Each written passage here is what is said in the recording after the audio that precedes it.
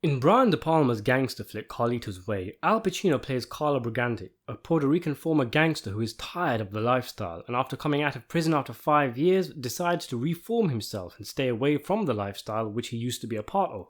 His dream is to make $75,000 and then retire to the Bahamas where he will rent out cars, taking his love Gail with him. But of course, Carlito was doomed, as we've discussed in a few previous videos, partly due to some key mistakes he made, such as not killing Billy Blanco from the Bronx who disrespected him. This comes back to bite Carlito at the end of the film when, even after he manages to escape the Italian mobsters chasing him over a separate issue, Benny shoots him just before he is about to board the train which would have taken him away from the underworld forever.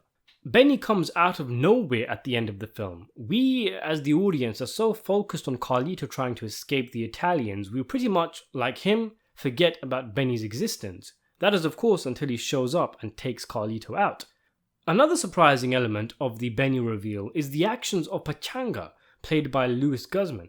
Pachanga is someone Carlito knew from the old days and a man he hires as his bodyguard to take care of the club. He is fairly prominent in the film but often in the background. It's a shocking turn of events to see that Carlito, who got Pachanga to accompany Gail to the train station and to look after her, was secretly working with Benny Blanco, who set up Carlito and had him killed, as revealed at the end of the film.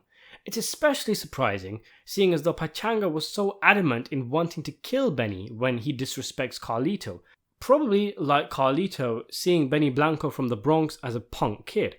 And then he goes and works for him? What gives? Why would Pachanga randomly sell out his old friend?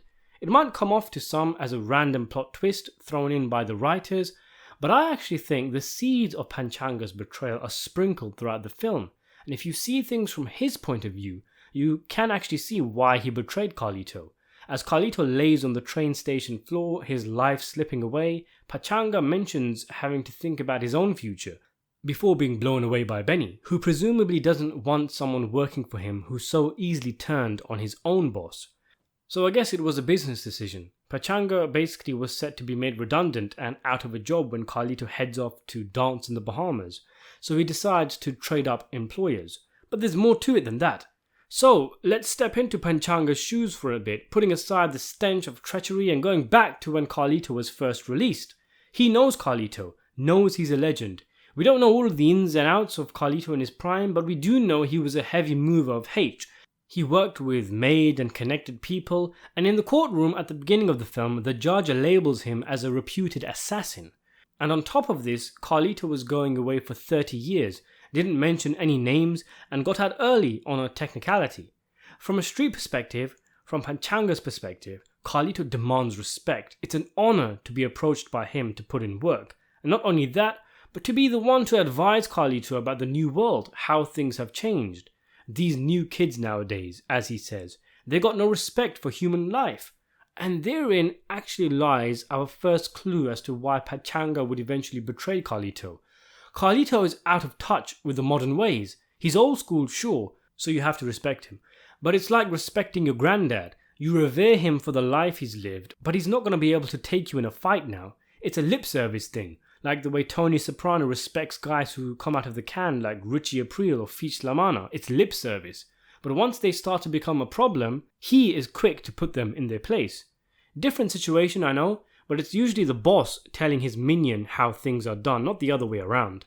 Anyway, Carlito brings Pachanga in as extra security for the club, and he's immediately sussed the man out.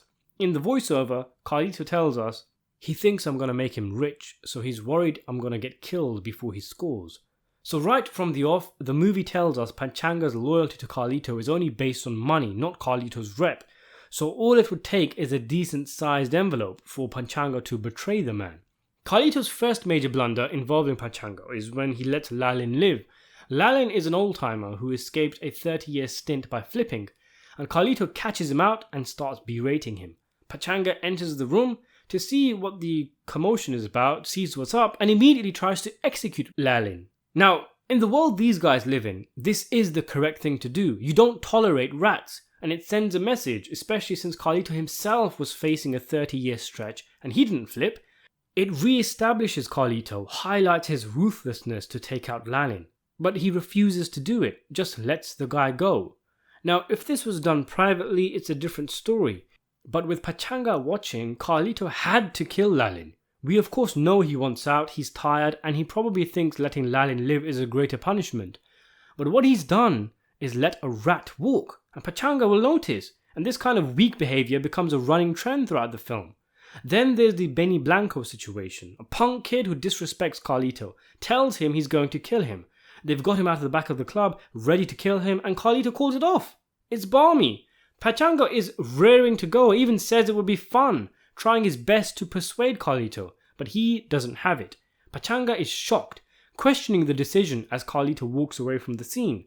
Pachanga's estimation of Carlito as a man would plummet in this situation, as Carlito himself notes, "If I don't do it, they're gonna say, Carlito, he's flaky man, slacked out, used to be a bad guy. Joint got to Carlito. The street is watching." He's practically describing Pachanga here. Where's that razor-sharp heavy hitter from the old days gone? Where's that guy who would have kept his pride and taken out little old Billy Blanco from the Bronx, taken his time while he did it? Pachanga would interpret Carlito's actions as weakness, going soft. And not only that, if guys like Benny are potentially going to come back at Carlito, that puts Pachanga's life in danger. He's here kicking and punching Benny. Does Carlito not realize Benny's going to remember this if he comes back for revenge? And though it's more likely Benny approached Pachanga at a later date, cornered him even, threatening him, it's possible this is where Benny flipped Pachanga. Picture the scene. Benny's being dragged away by Pachanga. He looks up to him, his face bloody and bruised. "Hey amigo, why are you working for that guy? Man's over the hill, he's finished essay. I should be dead. You know it, and I know it. Guy's gonna get you killed. Come work for me, I'm going places. And it ain't no graveyard like your boss."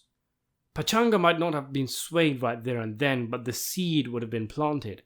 And the next time we see Pachanga, when Carlito tells him to go with Gale, he would no doubt already be on Benny's payroll. Pachanga's betrayal might initially come off as random, but just like Butchie's betrayal of Phil and The Sopranos, Frank turning on Nicky and Casino, as we've discussed in previous videos, the hints are scattered throughout the film. It's subtle, but it's there. Carlito was weak and over the hill. That's the way Pachanga would have seen it. Heck, for all he knew, Carlito might flip. News may have spread that the DA had called in Carlito, tried to turn him. If Carlito was weak enough to avoid killing rats and punks, maybe he was weak in other ways, susceptible to fold under questioning. Or maybe even, the reason why Carlito refused to kill the rat Lalin is because he's already wearing a wire, just like Lalin was. That's how he beat his 30, by making a deal with the cops like Lalin did. It's possible Pachanga thought Carlito might turn rat or had already flipped. In short though, Pachanga thought he'd trade out bosses as Carlito was no longer the man he once was, and Billy Blanco was the new guy on the block, the new Carlito. But Pachanga couldn't see the angles, couldn't see how it made him look by turning on Carlito, how Benny would see it. Who would have thought, if he turns on Carlito today, he'll turn on me tomorrow. So once Benny didn't need Pachanga anymore, he rightly disposed of him. So there you have it. What do you make of Pachanga's betrayal? Let me know in the comments below. Subscribe to the channel, and thanks for watching.